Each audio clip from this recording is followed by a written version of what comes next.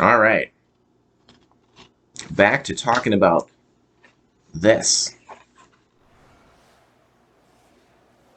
Scream of the Shalka, Doctor Who, starring Richard E. Grant. Talking about what happens in it. Last time, we left off with the Doctor being thrown into a black hole by the Shalka. That was a little cliffhanger last time. All right.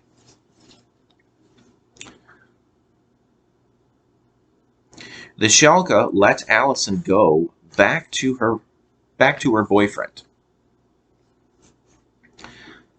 While falling through the black hole, the Doctor realizes his cell phone is part of the TARDIS. He uses his sonic screwdriver and it turns it into the door of the TARDIS.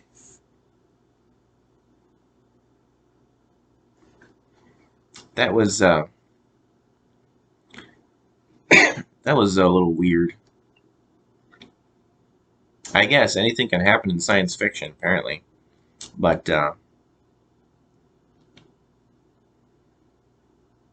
kind of hard to believe that. His phone,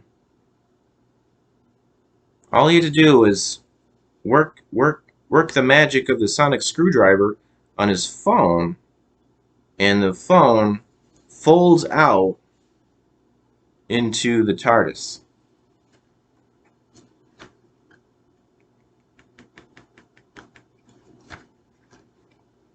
Far-fetched, isn't it?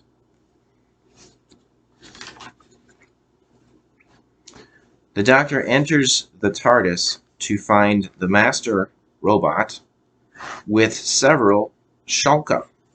The Doctor presses a switch on the console that sucks the Shalka out the doors of the TARDIS. The Doctor returns to Unit and finds out that they captured a Shalka. Allison's boyfriend discovers that the Shalka put a worm in Allison's forehead. Allison, her boyfriend, and the evacuees of the town realize they are being controlled by the Shalka. They attack a warehouse. Here we go. And David Tennant voiced one of the caretakers of the warehouse.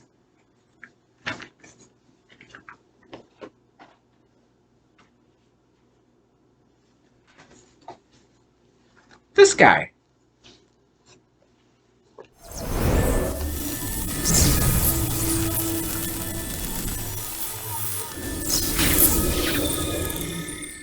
So before David Tennant became the Doctor, he got to be in this production, this webcast, Doctor Who, Scream of the Shalka, when Richard E. Grant was the Doctor. But not officially, apparently.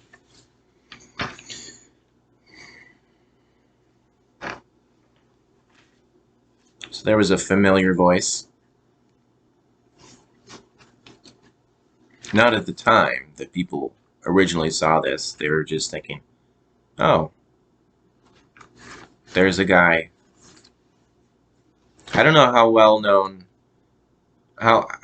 known David Tennant was at this time. Did anybody actually know who he was?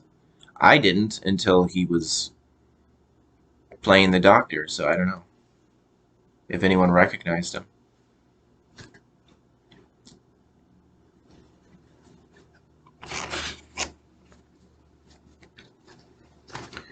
The Doctor sees that there's a worm protruding from Allison's forehead. Ugh. He says that the worm is a conduit that the Shalka are using to control the people of the town. The Doctor says that the worm is living off Allison's body He pulls the worm out of Allison's forehead and puts it in a jar. Unit discovers that the Shalka are controlling people around the world. So it's not just Lancashire.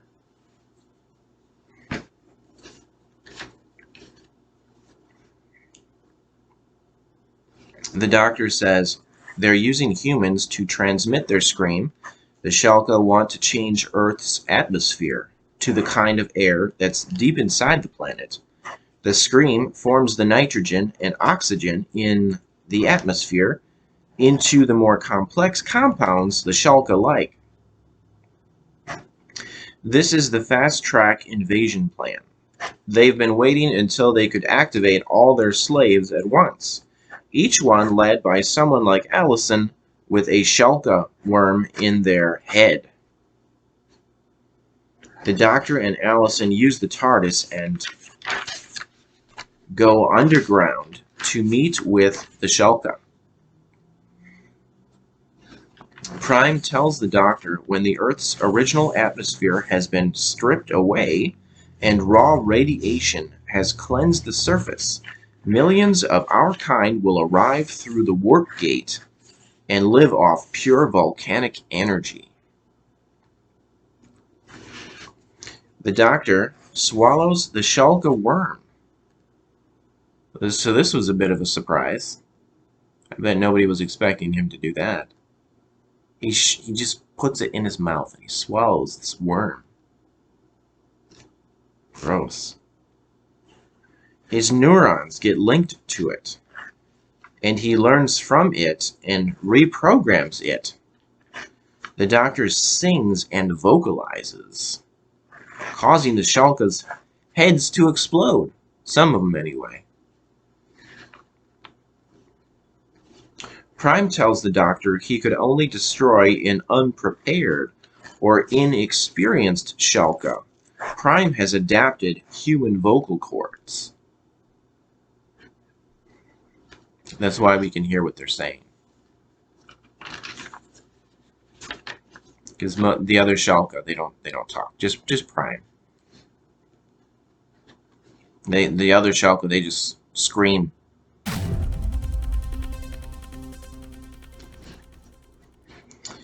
So that's called Scream of the Shalka. Alright. The doctor pulls a lever and Prime gets sucked into the black hole. The doctor regurgitates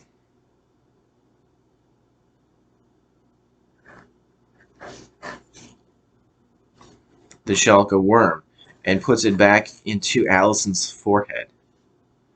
He says that it can communicate with all the others via the screen. It grew in your head already, connected to a human brain. So it was easy for me to mentally reprogram it. Now it'll plug your brain into the Shalka network. You're in charge now. You're the center of Shalka operations. Tell the slaves to shut up. The Shalka will try and stop you. You mustn't let them. Allison tells the screaming humans that are being controlled by the Shalka they are free. She tells them to stop screaming. The doctor vocalizes again, and all the Shalka's heads explode.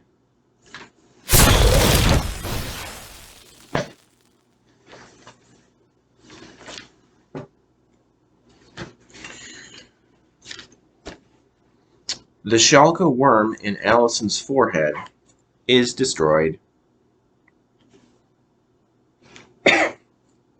And that's it. That's pretty much it. That's the end of the Scream of Shalka.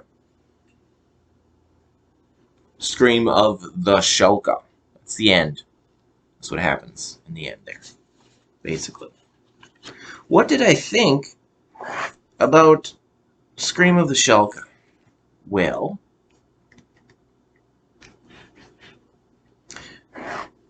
the animation was good. I think they called it flash animation, so I felt the animation was good.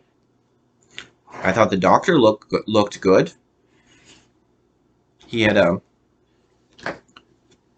in the special features they kind of described him as vampiric or gothic, which I suppose is accurate.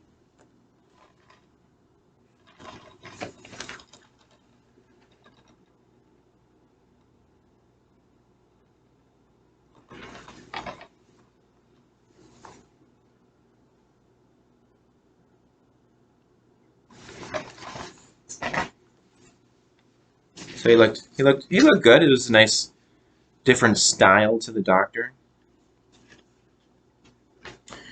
And Richard E. Grant was good.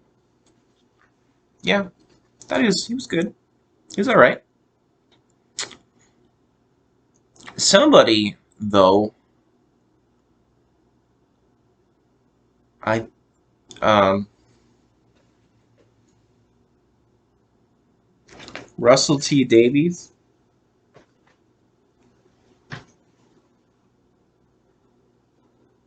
Yeah, I think that was Russell T Davies, who I think said he was critical.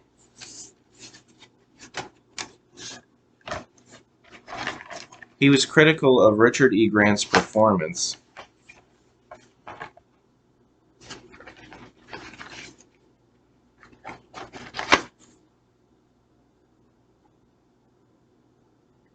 Because he could have brought back Richard E. Grant when the show came back, when Doctor Who came back on television. He could have brought Richard E. Grant back, but he didn't want to.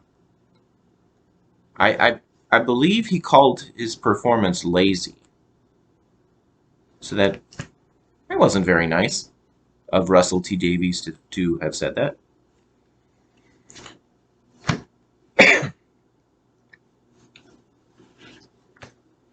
But Richard E. Grant, he got to come back after Russell T Davies uh, was replaced by Stephen Moffat as the showrunner of Doctor Who.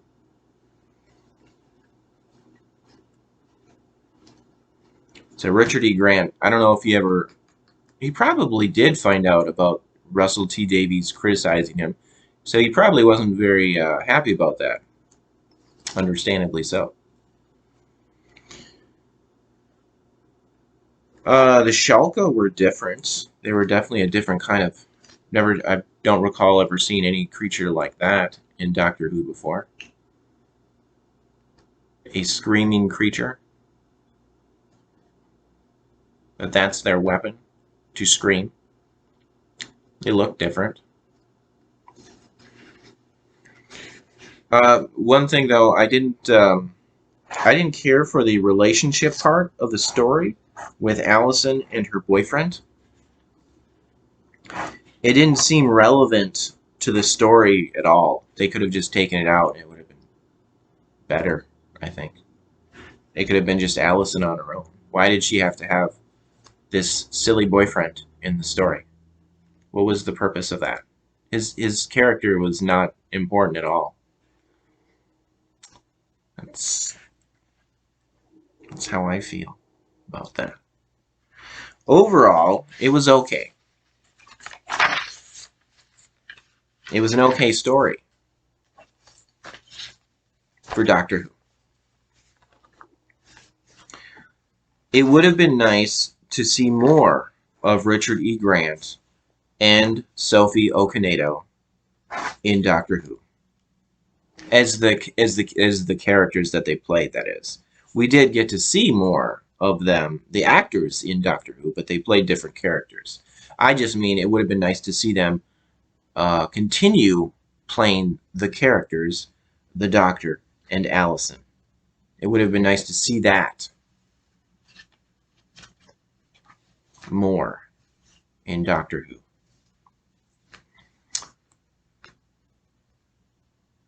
Yeah.